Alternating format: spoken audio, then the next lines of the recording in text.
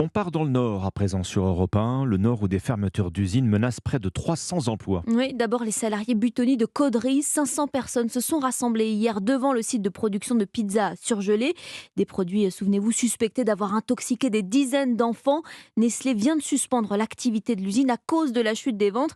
Le ministre de l'Industrie s'est rendu sur place et appelle la direction à trouver des solutions concrètes. À Roland-l'Escure qui est allé ensuite à une quinzaine de kilomètres, à Écaudœuvre, commune où la colère gronde après l'annonce de la fermeture d'une usine du groupe Tereos, un géant du sucre. Oui, et cette fois, 123 personnes pourraient perdre leur emploi avant l'été. Les salariés bloquent le site depuis désormais une semaine. Le reportage du correspondant d'Europe 1, Lionel Gougelot.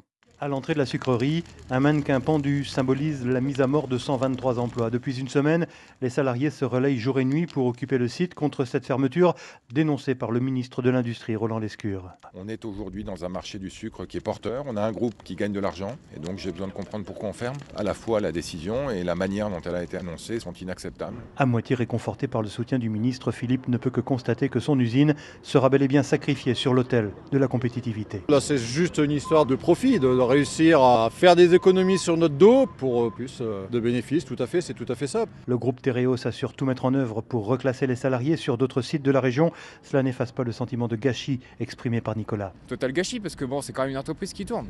Il y a beaucoup d'humains derrière tout ça, c'est des personnes qui se donnent. Pour moi, c'est une honte. C'est une honte parce qu'on dit qu'en France, on doit tout faire pour sauvegarder nos monuments historiques, entre guillemets, et pour moi, c'est un monument historique. Monument industriel qui disparaît l'année de son 150e anniversaire. À Écaudœuvre, Lionel Gougelot, Europe 1.